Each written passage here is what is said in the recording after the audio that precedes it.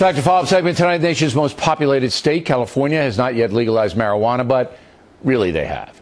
If you look in the back of alternative newspapers, there are scores of ads for medical marijuana, some featuring scantily clad young women promoting all kinds of pot bargains. As we told you early on, this medical marijuana thing, a complete ruse. Joining us now from Boston, Dr. Kevin Sabet, author of the book Reefer Sanity, 7 Great Myths About Marijuana. So, Doctor, you worked for President Obama, and you advised his administration, on drug policy. So we have 2 states have legalized pot now. 18 members of Congress are asking President Obama to remove marijuana from federal government's list of dangerous drugs. Give me an overall assessment of what's happening. Well, I mean, this small group in Congress is really repeating the false and evidence-less talking points of a special interest marijuana lobby that frankly stands to make millions if marijuana is fully legal across the United States. I mean, this is a lobby that's taken the pages out of the big tobacco playbook, if you ask me. Sure. I mean, there's a lot of money to be made. We're seeing that in Denver right now. But you know, they all say, well, we got alcohol here. Why not marijuana? It's not bad. It's, you know, you can function on it. How do you reply to that?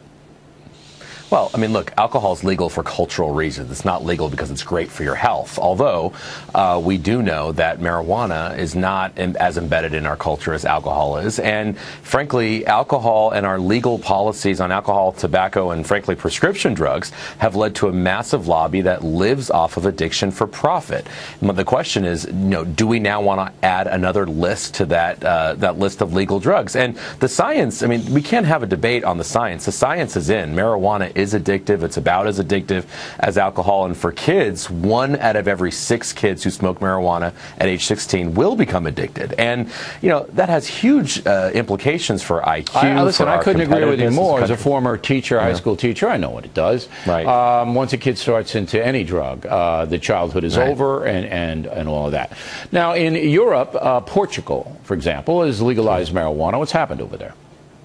Well, they haven't fully legalized it. It's actually really, the issue is for the personal use of low-level amounts of any drug, not just marijuana. Rather than be referred to a criminal system, you're referred to this panel of sort of 3 social workers that determine if you need treatment or a fine or whatnot. And the issue is, I mean, drug use has increased since that's happened, since 2001. They have not seen the reductions in crime that they were hoping for. Frankly, there has been a message that has been sent that, you know, low levels of drug use is okay.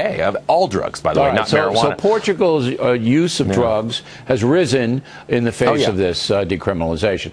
In Holland, no doubt about it. If anybody has traveled to Amsterdam, they know what that is. It's a free fire zone for a lot of drugs, but marijuana, hashish in particular. What's happened over there?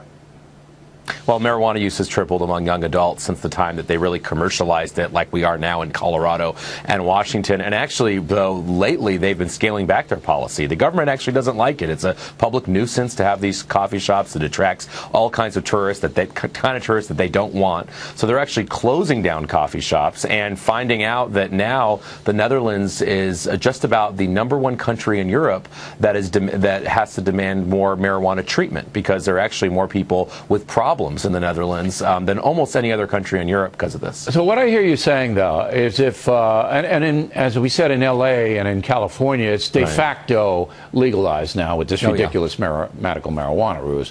So we're going to see at the polls say most Americans want legalized marijuana, at least decriminalized. You say that once that happens, as it has happened in Washington State and Colorado, we're going to see then marijuana addiction, treatment for it, rise in a very troubling way. That's your prediction?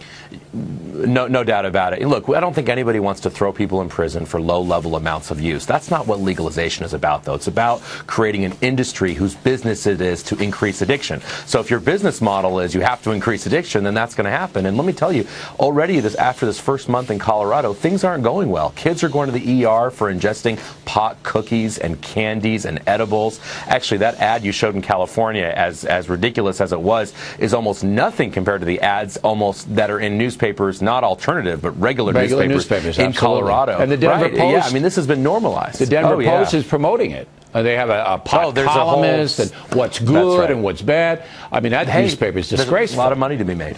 Yeah, there's a lot of money to be made by people. All right, Doctor, we appreciate your point of view.